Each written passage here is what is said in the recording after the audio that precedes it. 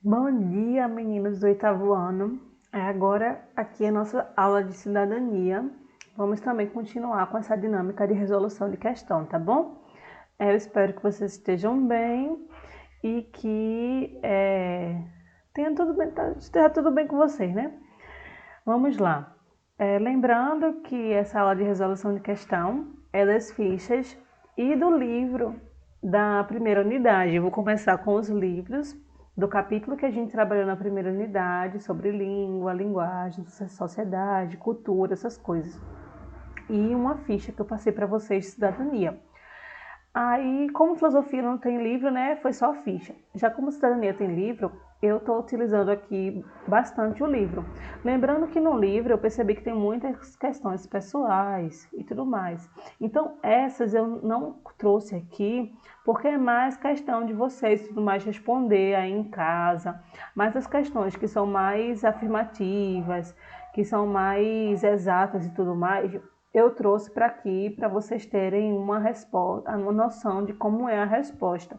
E lembrando que vocês não fiquem muito martirizados, tudo mais, preocupados se as respostas de vocês não forem iguaizinhas, idênticas às minhas.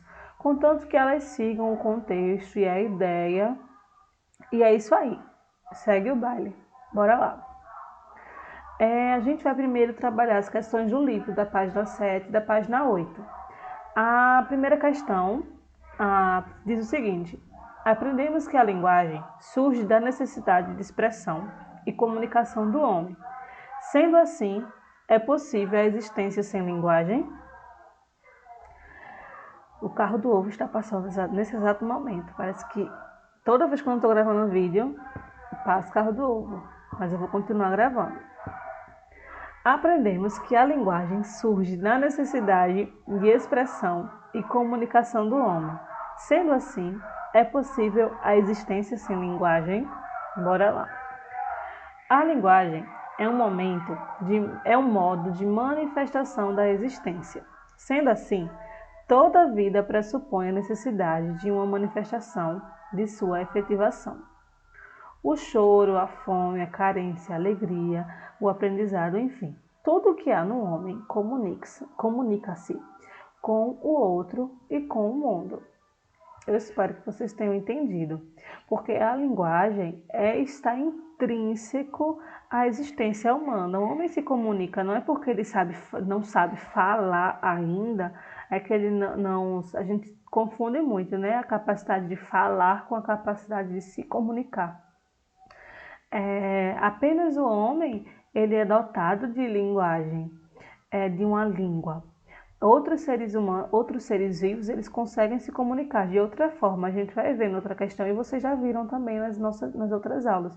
Mas apenas o ser humano ele é dotado de uma língua e ele é capaz de se comunicar por meio dessa língua. O choro, a fome, a carência são os primeiros sinais desse sinal de comunicação do ser humano, né? Quando a gente é pequeno, a gente quer dizer que está com dor, quer dizer que está com a cólica, a gente chora, a gente grita. Então é a partir desses primeiros momentos que a gente começa a se comunicar com nossa mãe, com nosso pai, e a partir de um tempo a gente começa a aprender uma certa linguagem. Seja a gente for dotado da fala, ou se a gente não for dotado da fala, a gente começa a aprender outra forma de comunicação. Segunda questão. Leia o texto abaixo e responda. É um poema, traduzir-se. Uma parte de mim é todo mundo, outra parte é ninguém, fundo sem fundo. Uma parte de mim é multidão, outra parte estranheza e solidão. Uma parte de mim pesa, pondera, outra delira. Uma parte de mim almoça e janta, outra parte se espanta.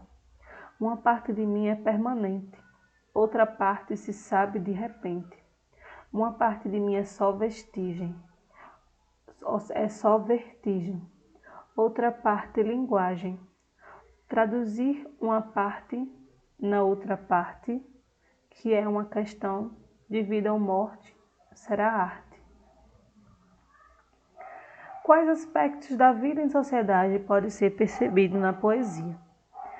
a gente consegue perceber o eu, o outro, a vida, lógico, né? A vida em sociedade, a solidão, os hábitos e as necessidades sociais. Procure no dicionário a palavra vertigem e responda. Na sexta estrofe, o que o poeta quis dizer ao apresentar como parte do homem e oposta à vertigem. A vertigem pode significar variações, tonturas. Num contexto, a gente pode inferir vertigem como sentimento único e mórbido. E o que é que ele coloca como contrário da vertigem? A linguagem, ali ó. Uma parte de mim só é vertigem, outra parte, linguagem. Então, já a linguagem seria o oposto de ser vertigem, podendo ser vivacidade, dinamismo, multiplicidade de expressões. Muito massa, né? Letra C. Assinale as alternativas corretas em relação ao poema. Fundo sem fundo. Na primeira estrofe, pode se referir ao vazio existencial, à solidão. Podemos entender a oposição feita na quarta estrofe como a do homem comum, que cumpre suas atividades do dia a dia com o artista. Jesus Cristo. Carro do ovo, gente. Quando eu vou gravar, ele fica esperando. Quando Carol for gravar a dela, eu vou passar na rua. Desculpem aí, viu, gente? Eu vou chamar o carro do ovo para vir dar aula aqui. Desculpem, gente. Desculpem, gente. Desculpem, gente. Bora continuar. Letra B. Podemos entender a oposição feita na quarta estrofe como a de um homem comum que cumpre suas atividades no dia a dia, com o artista, que se pega pensando do modo mais sensível para as coisas, e o homem comum e o artista podem fazer parte da mesma coisa. O próprio poema é uma tradução, ou tentativa de tradução de duas partes do homem. O texto se chama Traduzir-se porque seu autor é italiano. A letra C está pedindo para marcar as alternativas corretas. Então, há mais de uma alternativa correta. Então, eu já percebi 3 alternativas corretas. Bora marcar? Letra A é uma alternativa correta. A letra B é outra alternativa correta. E a letra C é outra alternativa correta. A, B e C, tá bom? Terceira questão. Observe a tirinha da Mafalda. A personagem relaciona o simbólico com a realidade física. De que forma ela faz isso e qual o sentido da crítica realizada? Primeiramente, bora ler a tirinha, né? Mafalda está lá pegando uma fita métrica, um pedaço de pano, um tecidozinho e medindo a sua cabecinha. Depois ela olha de um lado e do outro, vê quanto deu. E se pergunta, será que aqui cabe tudo que vão me meter na cabeça? Perceba que ela está comparando algo simbólico, que é o conhecimento, com a realidade física, com o tamanho do volume, com o tamanho do comprimento que deu aquela fita métrica. E ela está perguntando, será que aqui cabe tudo que vão me meter na cabeça? De uma forma meio preocupada meio sem saber o que é que vão meter na cabeça dela, né? O mundo, tudo mais, as questões, a forma autoritária. E agora a gente vai tentar responder essa questão. Na tirinha, é como se o pensamento que nós recebemos e acumulamos pudesse ser medido fisicamente. É isso que a Mafalda pensa, né? Quando ela pega essa fitinha métrica e mede, ela tenta medir o conhecimento dela que recebemos e acumulamos concretamente, né, fisicamente. E qual é o sentido dessa crítica realizada? Para Mafalda, a sociedade é autoritária ao determinar o que aprendemos Então ela se pergunta, será que aqui cabe tudo que vão me meter na cabeça? Será que nesse comprimento que ela pegou, que ela mediu, cabe tudo que a sociedade vai meter na cabecinha dela? Então é uma tirinha, né, praticamente ingênua, mas que fala muita coisa. Agora a gente vai para a página 9, 10 e 11. Eu comecei primeiro da segunda questão, porque, se eu não me engano, a primeira é uma questão pessoal. Sempre quando eu pulo, é porque são questões pessoais e mais relativas a você responder, tem mais o que você acha e tudo mais. Bora lá. Segunda questão. A respeito do texto, classifique as afirmativas em verdadeiros ou falsas. A sociolinguística é um ramo que estuda a influência dos aspectos sociais na manifestação da língua. A língua fala pelas pessoas no cotidiano a língua falada pelas pessoas do cotidiano é exatamente a mesma que aprendemos na gramática normativa. O fenômeno da variação linguística é comum a todas as línguas. Condição social, idade, lugar e época são fatores que interferem na língua de um falante. Verdadeiro, verdadeiro e verdadeiro. Como eu não consegui marcar o V e o F depois, né, de ler as perguntas, se não ia aparecer antes, eu deixei colorido as que são verdadeiros e preto, né, a cor mais escura, a que era falsa. Então, verdadeiro, falso, verdadeiro, verdadeiro, tá bom? Bora lá. Leia a seguir 2 excertos da obra literária Vidas Secas, do escritor Graciliano Ramos. Eles se referem a Fabiano, personagem central do romance que pertence a uma família de retirantes sertanejos. Em seguida, responda as questões. Vivia longe dos homens, só se dava bem com animais. Os seus pés duros quebravam espinhos e não sentia a quentura da terra. Montado, confundia-se com um cavalo, grudava-se a ele e falava uma linguagem cantada, monossilábica e gutural, que o companheiro entendia. A pé não se aguentava bem, pendia para um lado e para o outro, cambaio, torto e feio. Às vezes utilizava nas relações com as pessoas a mesma língua com que se dirigia aos brutos, exclamações e onomatopeias. Na verdade, falava pouco. Admirava as palavras compridas e difíceis da gente da cidade. Tentava reproduzir algumas, em vão, mas sabia que elas eram inúteis e talvez perigosas. Fabiano também não sabia falar. Às vezes largava nomes arreversados. Por embromação, via perfeitamente que tudo era besteira. Não podia arrumar o que tinha no interior. Se pudesse, atacaria os soldados amarelos que espancam as criaturas inofensivas. Então, como era a linguagem de Fabiano? Cantada, monossilábica e gutural.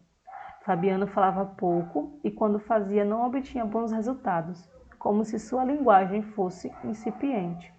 Então, assim, essas questões, tudo isso, essa parte aí foi tirada do próprio texto que a gente acabou de analisar, onde a linguagem de Fabiano, por ele vir, porque a gente entende que toda a estrutura, toda a condição social, a região, a origem da pessoa vai influenciar, sim, na linguagem, no modo de falar, no jeito de falar. Você já, por exemplo, já viajou para algum lugar, ou já recebeu algum primo, algum amigo que veio, por exemplo, de São Paulo, Rio Grande do Sul, do interior daqui de Pernambuco, ou seja, de outros lugares, né? Que não seja daqui do nosso nicho, da nossa região. A gente, muitas vezes, quando a gente fala com os nossos amigos no nosso colégio, a gente não percebe o famoso sotaque, né? A gente não percebe as variações linguísticas. Algumas gírias a gente percebe, fala comumente. Mas quando a gente percebe realmente, quando a gente viaja, uma vez eu viajei para o Rio Grande do Sul, e lá eu percebi realmente que eu tinha sotaque. como eu falava diferente, porque aquelas pessoas falavam praticamente parecidas, da mesma forma. O primeiro dia eu não percebi muito, né? Agora, no segundo dia, eu fui percebendo, e como só tinha uma menina de Pernambuco que foi comigo, aí a gente ficava meio, alguém falava uma coisa com a gente e olhava assim para o lado. E quando a gente foi perceber no terceiro dia, no quarto dia, a gente foi realmente percebendo como é o mesmo português, mas as variações linguísticas, as variações de região para região, algumas questões em algumas palavras diferentes, mas tudo é o mesmo português. E o Brasil é tão grande com essas variações linguísticas. Então, a questão aqui que está perguntando como era a linguagem de Fabiano. Fabiano, num texto, ele pertencia a uma família de retirantes de sertanejo, então vivia numa situação pobre, numa situação humilde. Então, sua linguagem era cantada, monossilábica e gutural. Ele tinha uma linguagem mais simples. O que isso significa? Uma linguagem mais simples, sem tantas palavras difíceis, não se preocupava muito em aprender aquelas palavras do pessoal da cidade, aquelas palavras mais difíceis. Quando fala do pessoal da cidade, são aquelas pessoas mais estudadas e tudo mais. Não estudado, universitário, essas coisas, mas com um estudo mais básico, que certamente Fabiano já não tinha, por ser de uma família de retirantes e viver de um lugar para o outro. Então, bora lá para a letra B. O modo como a pessoa fala pode indicar sua condição social e econômica.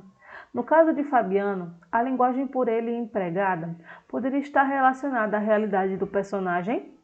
Explique. Essa questão aqui eu acabei de falar um pouquinho, não foi? Sim. Se pensarmos que Fabiano era miserável e sua capacidade de se expressar com clareza contribui para a permanência de sua condição marginal. Assim, quer dizer que por Graciliano Ramos, né, ter escrito que ele era um personagem que falava dessa forma e que ele vivia numa família de retirantes, a gente pode tirar isso, mas a gente não pode julgar que todas as pessoas que falam de uma forma assim, cantada, monossilábica e gutural, são pessoas sem estudo, são pessoas miseráveis.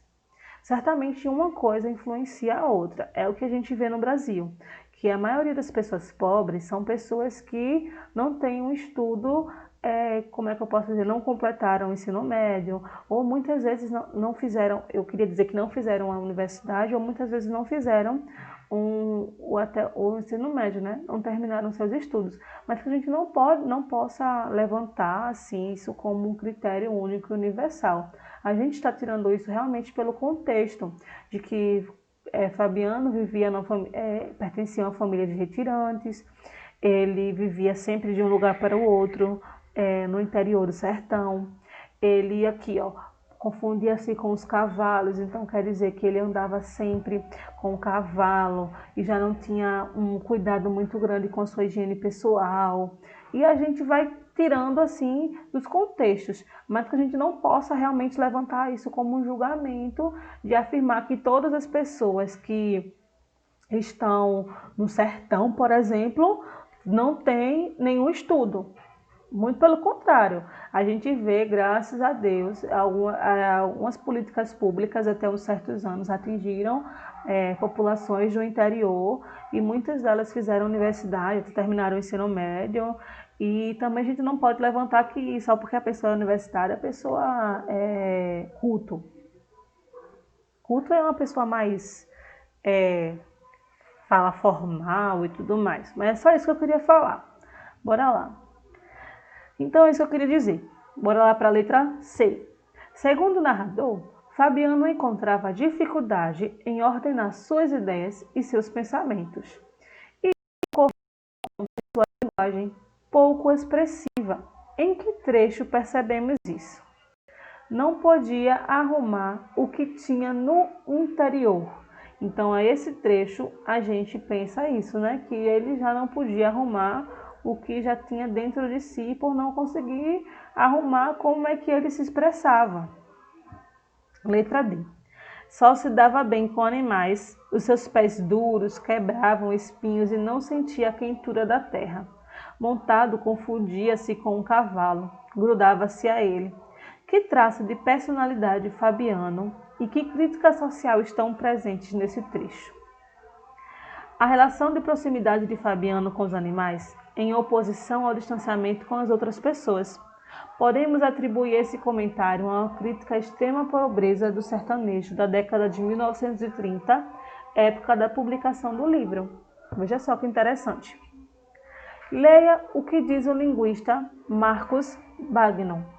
Existe uma regra de ouro da linguística que diz: só existe língua se tiver seres humanos que a falem. Então, tratar da língua é tratar de um tema político, já que também é tratar de seres humanos. Muito interessante, né, gente?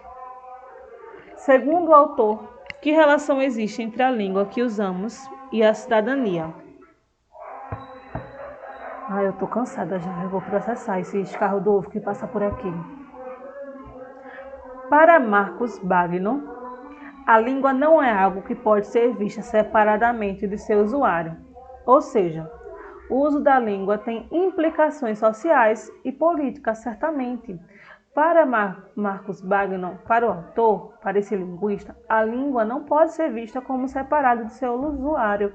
A língua está realmente intrínseca a quem fala.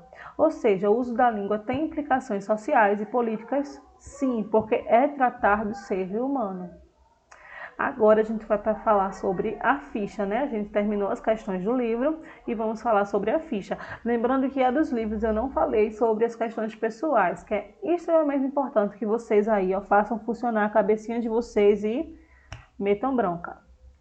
Atividade sobre língua, cidadania e cultura, que foi uma ficha que eu passei para vocês, que eu acredito que foi na segunda ou terceira aula. Porque apenas os seres humanos possuem a capacidade de se comunicar. Essa é bem simples, né, gente? Eu acabei de falar um pouquinho sobre isso. Somente os seres humanos têm essa capacidade de se comunicar.